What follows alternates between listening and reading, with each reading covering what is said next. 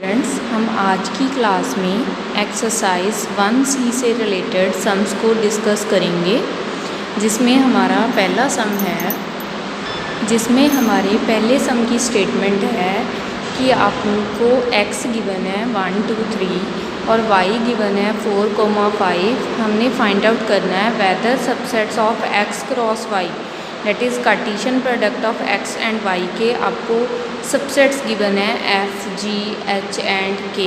अगर आपको याद हो कि कार्टेशियन प्रोडक्ट में हमने क्या करना होता है कि एक एलिमेंट यहाँ से चूज़ करना होता है, दूसरा एलिमेंट यहाँ से, मतलब 1 अगर इधर से चूज़ किया है तो 4 हमने यहाँ से चूज़ करना है। तो ये आपको कुछ फंक्शंस गिवन है, कुछ वैल्यूज़ गिवन है सबसेट्स की, ठीक है, f, g, h and k। आपने उसको प्रूव करना है कि वो फंक्शंस हैं या नहीं from x to y। x से चूज़ करके y तक हमने कुछ वैल्यूज़ दी हैं आपको f, g, h and k। आपको प्रूव करना है कि ये फंक्शंस हैं या नहीं, ठीक है। तो सबसे पहले अगर हम फंक्शन को याद करें कि फ़ंक्शन की डेफिनेशन क्या थी, जिसमें क्या था, कहता है कि फंक्शंस हमें कहते थे कि यूनिक एलिमेंट की क्या हो, इमेज बने, ठीक है। ईच एलिमेंट जो है, अगर हमारे पास फंक्शन कोई भी डिफाइन है, f डेफिनेशन लिख रहे हैं, ठीक है, अगर कोई भी फंक्शन है f from a to b, उसको फंक्शन कब बोलना है, जब ईच एलिमेंट जो होगा इसका a का, वो क्या करेगा, b के साथ एसोसिएट करेगा, ठीक है। ईच एलिमेंट, इसका each element of a associate होना चाहिए और each element of a associate होना चाहिए टू द यूनिक एलिमेंट, ठीक है। यूनिक एलिमेंट ऑफ b के साथ ये क्या हो, हमारे पास कोरिलेट करे, ठीक है। तो अगर इसमें से कोई भी एलिमेंट, ईच एलिमेंट आना चाहिए। अगर कोई भी एलिमेंट छूट जाता है, मान लो a के अंदर 1 2 3 एलिमेंट्स हैं, उसमें से 1 और 2 का तो है, 3 का नहीं है। जहाँ 1 और 3 की है, 2 के बारे में कुछ नहीं बताया गया, तो ये हमारे पास फंक्शन नहीं रहेगा। और सेकंड थिंग, ये यूनिक एलिमेंट, 1 जो एलिमेंट है वो एक ही जगह पे जाना चाहिए, 2 एलिमेंट जो है दूसरे पे जा सकता है, 3 एलिमेंट सेम पे जा सकते हैं, मतलब हर एलिमेंट जो है वो एक पे ही जाना चाहिए। तो ये हमारे पास कंडीशंस हैं। तो अगर ये जस्टिफाई हो जाएंगी तो हमारे पास फंक्शन कहलाएगा, नहीं होंगी तो नहीं कहलाएगा, ठीक है। तो सबसे पहले स्टार्ट करते हैं a से। हमारे पास फंक्शन क्या गिवन है कि f फंक्शन गिवन है 1,4, 1,5, 2,4 एंड 3,5। ये हमें आपको फंक्शंस गिवन है। तो अगर हम चेक करें यहाँ पे, सबसे पहली कंडीशन क्या थी, ईच एलिमेंट एसोसिएट होना चाहिए x का, चाहे a, अगर a से b डिफाइन है तो a का ईच एलिमेंट आना चाहिए। तो 1 2 3 देख लो, यहाँ पे आ रहे हैं, 1 भी आ रहा है, 2 भी आ रहा है और 3 भी आ रहा है, तो तीनों एलिमेंट आ रहे हैं। तो फर्स्ट कंडीशन तो जस्टिफाई होगी। सेकंड कंडीशन कहती है यूनिक एलिमेंट पे जाना चाहिए, लेकिन ऐसा तो हो नहीं रहा। 1 जो है 4 पे भी जा रहा है, 1 जो है 5 पे भी जा रहा है, तो इट मीन्स ये फंक्शन नहीं है। तो हम यहाँ पे क्या लिखेंगे कि सिंस f1 के ऊपर ही 4 आ रहा है एंड f1 की जो कंडीशन है वो ही 5 आ रही है, 4 भी आ रहा है, 5 भी आ रहा है। Now each element of, each element, जहाँ हम बोल सकते हैं ईच एलिमेंट ऑफ x बोल लो, जहाँ फिर क्या बोल लो कि प्री इमेज, ये भी बोल सकते हैं हम, प्री इमेज बोलते थे, ठीक है, प्री इमेज बोलते थे, चाहे डोमेन बोलते थे, दोनों में से कोई भी। Each element of x does not have unique element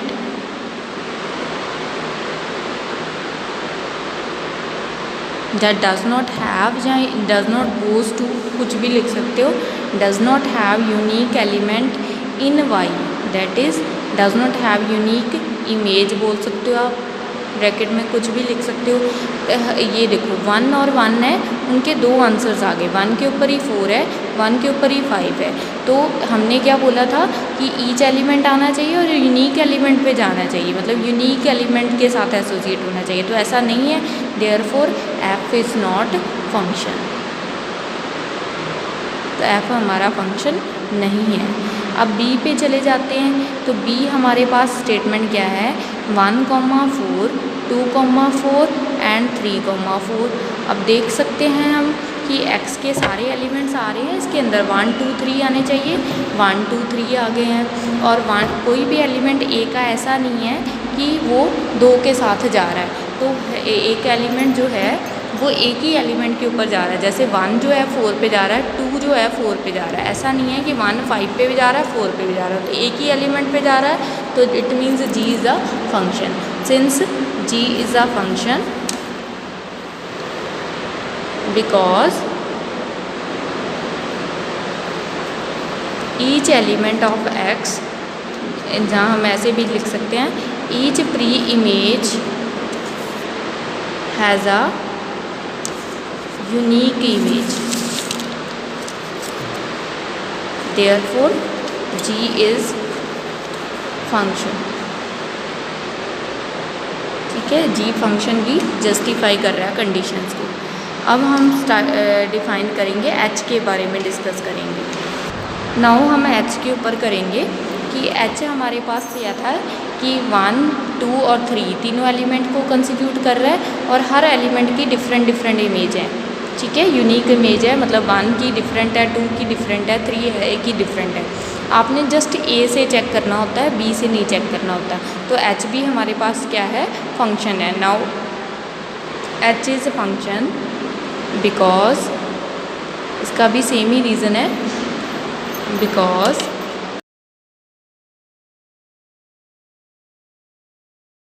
क्या है कि h जो है वो फंक्शन इसलिए है बिकॉज एलिमेंट्स जो हैं हमारे पास सेट x के, वो क्या कर रहे हैं, associate to a unique element of y।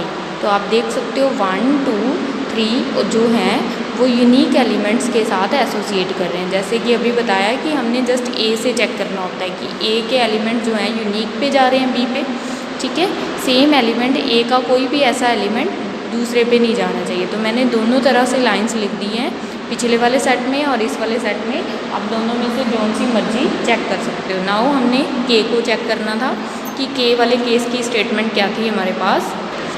ये हमारे पास स्टेटमेंट थी जिसमें हमने क्या ऑब्ज़र्व किया कि ये जो k एलिमेंट है इसमें जो हमारे पास k का 1 जा रहा है 4 पे, 2 जा रहा है 5 पे, लेकिन इसके x के अंदर जो हमने x की स्टेटमेंट थी उसके अंदर थे 1 2 3 और y के अंदर क्या थे 4 5। तो आप देख सकते हो कि 3 वाले एलिमेंट को तो इसने काउंट ही नहीं किया।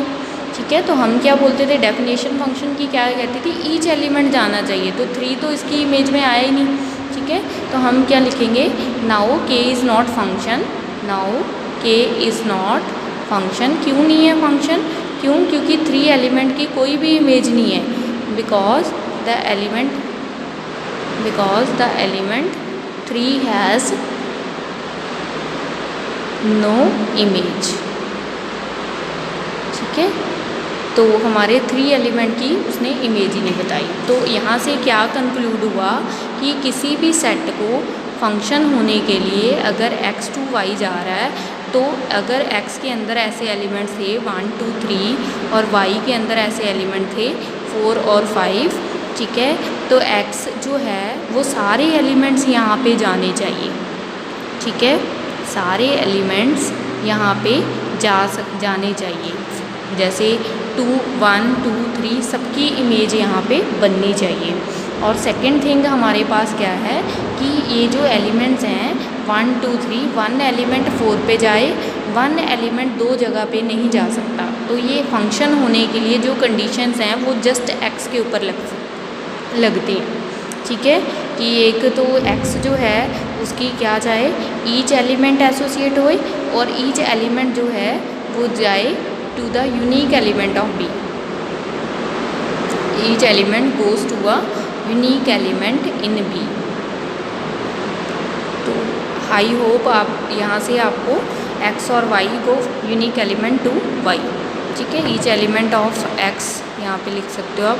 ठीक है, यहाँ से आपको पता चल जाएगा कि फंक्शन होने के लिए each element of x goes to a unique element to a y। ठीक है, कि 1 जो है 4 पे जाए, 1 4 5 पे न जाए। ठीक है, नाउ हमारे पास नेक्स्ट है अगला सम। हमारे पास नेक्स्ट स्टेटमेंट है कि हमारे पास एक फंक्शन दिया है r to r। r to r का मतलब क्या है, real number to real number. तो फंक्शन कैसे डिफाइन है 2x, मतलब कि आपने जो इनपुट पुट करनी है यहाँ पे x की वैल्यू, वो भी रियल नंबर पुट करनी है 1 2 1/3 1/4 -1/3 ऐसे कुछ, और आंसर भी रियल आने चाहिए। ठीक है, रियल के अंदर ही रियल में से चूज़ करके पुट करोगे x की वैल्यू, जो आंसर है वो भी रियल हो। ठीक है, तो आपने प्रूव करना है कि ये जो फंक्शन है वो 1 1 है और ऑन टू है। पिछला जो सम था उसमें हमने फंक्शन बोला था कि फंक्शन क्या होता है ये प्रूव करो। यहाँ से मेन एक्सरसाइज जो है वो आपकी स्टार्ट हो रही है। ठीक है, तो हमारे पास 4 1 1 के लिए हमने क्या प्रूव करना है कि फ़ंक्शन को 1 1 प्रूव करने के लिए तो आपको बताया गया था कि इसमें आपने क्या चूज़ करना है कि अगर इनकी इमेजेस मैथमेटिकली फंक्शन की अगर इमेजेस अलग अलग हैं, ठीक है, तो वो हमारे पास वैल्यू भी अलग अलग आएगी। मतलब कि अगर पुट करने पे यहाँ पे 1 पुट करने पे आ रहा है 2 और यहाँ पे 2 पुट करने पे आपका आ रहा है 4, तो अगर फंक्शन के आंसर इक्वल नहीं है तो पीछे पुट की हुई वैल्यू जो हमने 1 और 2 पुट की थी वो भी इक्वल नहीं है। ठीक है, इसका मतलब क्या रहा कि अगर मैंने यहाँ पे 1 पुट किया तो आपका आंसर आ रहा था 2, और अगर आपका 2 पुट किया तो आंसर आ रहा है 4। अगर उनके आंसर डिफरेंट हैं तो वैल्यू पुट करने वाली वो भी क्या आएंगी, डिफरेंट ही होंगी। x1 not equal to x2। अगर वैल्यू के आंसर सेम है, मतलब कि अगर आपका ये आंसर 1 पुट करने पे भी 2 आया और दूसरा फंक्शन पुट करने पे भी 2 आया, तो क्लियरली क्या पीछे पता क्या चल रहा है कि आपने 1 पुट किया होगा तभी 2 आया होगा, और इधर वाली साइड भी 1 पुट किया होगा तभी 2 आया होगा। अगर पुट करने वाली वैल्यू सेम है तो आंसर सेम है, पुट करने वाली वैल्यू डिफरेंट है तो आंसर भी डिफरेंट है। ठीक है, ये होता है 1 1। अगर आपने पुट अलग सेम किया है तो आंसर सेम आएगा, पुट डिफरेंट किया है तो आंसर भी डिफरेंट आएगा। इसको बोलते हैं कोई भी फंक्शन 1 1 है। तो हमारा यहाँ पे क्या है कि अगर आप कोई भी वैल्यू पुट कर लो, इसमें रियल नंबर में से कोई भी डिफरेंट वैल्यू पुट करो, अगर डिफरेंट वैल्यू भरोगे, जैसे 1/3 भरोगे तो आंसर अलग आएगा। ठीक है, 1/4 भरोगे तो आंसर अलग आएगा। अगर आपने वैल्यू डिफरेंट भरोगे तो आंसर भी क्या आएंगे, डिफरेंट। कभी ऐसा तो हो नहीं सकता कि आपने फंक्शन में पुट किया हो 1/2 और फंक्शन में पुट किया हो 1/3 और आंसर आपके सेम आ गए हों, ऐसा तो हो नहीं सकता। चेक भी कर सकते हैं, जैसे एग्जांपल लिए मैंने 1/2 पुट किया तो 2 × 1/2, ठीक है, आंसर क्या आया 1। ठीक है, तो 2 × 1/3 तो आंसर क्या आया 2/3। तो रियल नंबर में से कोई भी आप डिफरेंट वैल्यू चूज़ करोगे तो आंसर क्या आएगा, डिफरेंट। तो यही फंक्शन है। तो इसमें सब सारी वैल्यूज़ आप जनरली कोई भी वैल्यू रियल में से पुट करोगे तो आंसर डिफरेंट आएंगे। तो फंक्शन हमारा क्या है, 1 1 है, क्योंकि डिफरेंट वैल्यूज़ पे डिफरेंट आंसर, सेम वैल्यू पे सेम आंसर। तो यहाँ पे अगर मैं इसको लिखा कैसे जाता है ये हमने चेक कर लिया, रफ में सारी एग्जांपल्स के ऊपर ट्रू है, तो इसलिए मैंने कोई भी 2 वैल्यू चूज़ की, x1 और x2 रियल नंबर पे। ठीक है, अगर उनके सिंस इफ़ अगर उनके फंक्शन की वैल्यू इक्वल है, अगर उनके आंसर इक्वल हैं तो इट मीन्स क्या होगा, 2x1 किसके इक्वल आएगा, 2x2 के। ठीक है, तो 2 और 2 कट गया तो x1 भी x2 के इक्वल आएगा।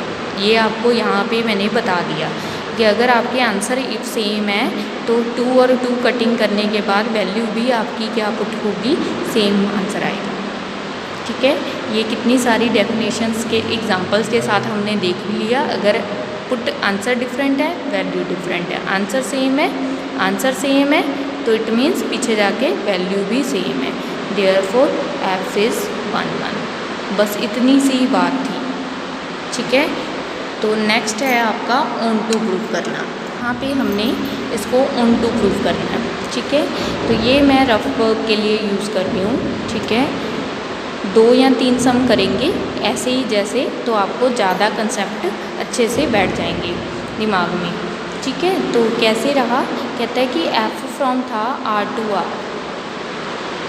अब यहाँ पे आप कोई भी वैल्यू पुट करो, मान लो अगर आपने यहाँ पे आपका फंक्शन कैसे डिफाइन था 2x,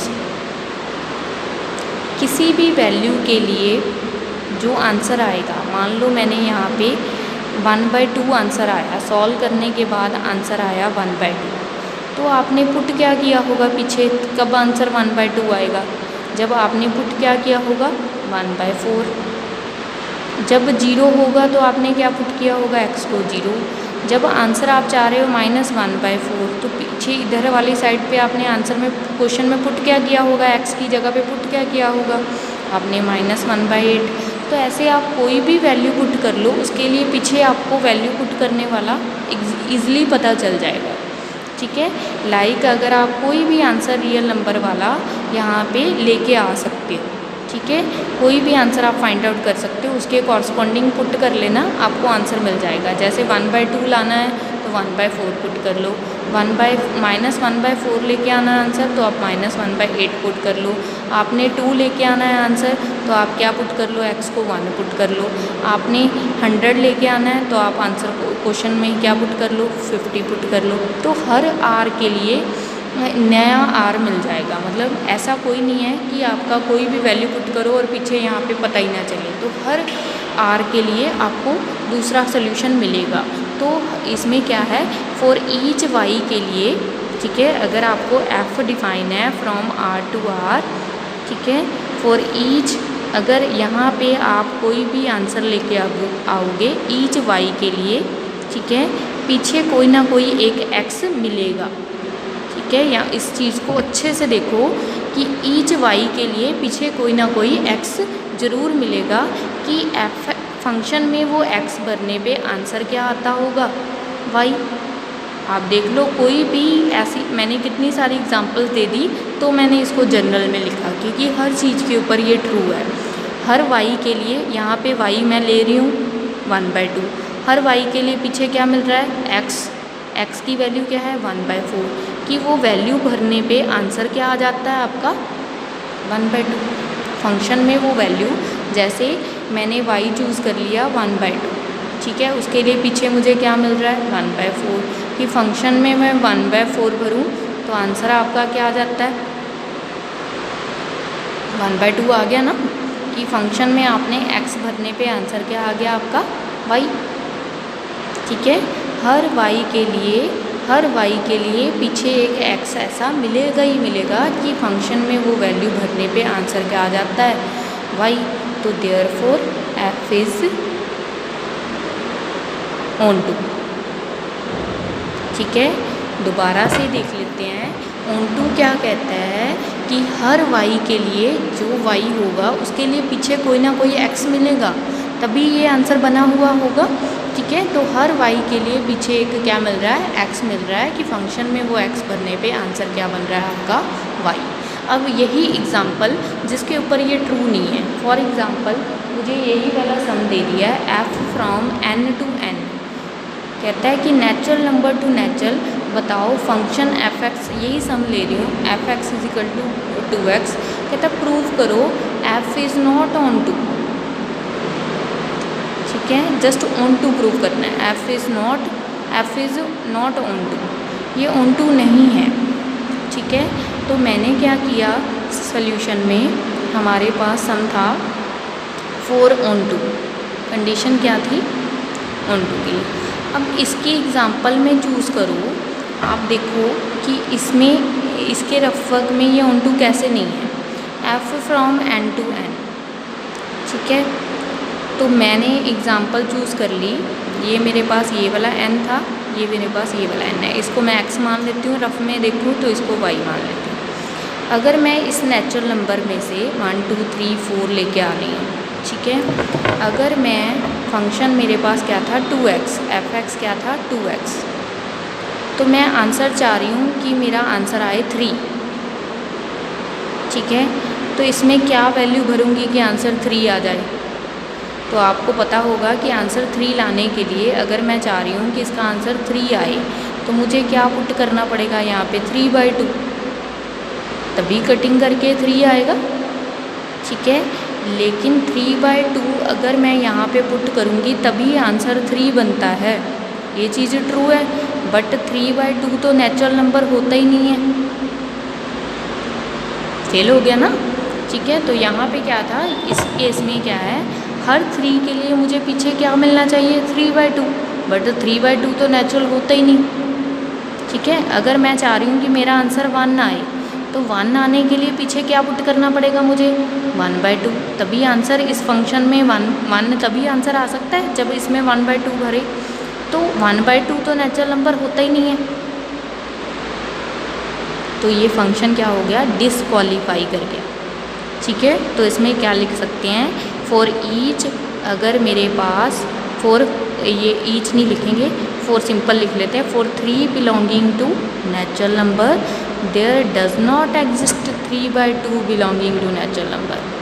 3/2 तो नेचुरल नंबर ही नहीं होता कि फंक्शन में 3/2 भरने पे आंसर क्या आ जाए,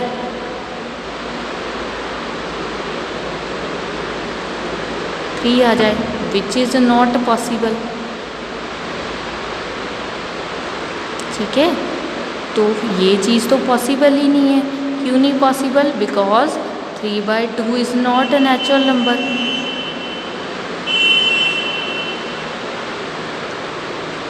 तो इसलिए, क्योंकि फंक्शन कहाँ से कहाँ तक डिफाइंड था, नेचुरल टू नेचुरल। इस केस में क्या था, जो हमने पिछला इस therefore f is not onto, इसको फिनिश कर लेते हैं। ठीक है, अब दोनों का कंपैरिजन करते हैं। तो दोनों में कंपैरिजन में हमने क्या देखा, यहाँ पे जो फंक्शन डिफाइन था वो रियल टू रियल था। ये जो फंक्शन हमें डिफाइन था रियल टू रियल था। तो रियल टू रियल में क्या होता है कि हर 1/2 के लिए 1/4 मिल रहा है।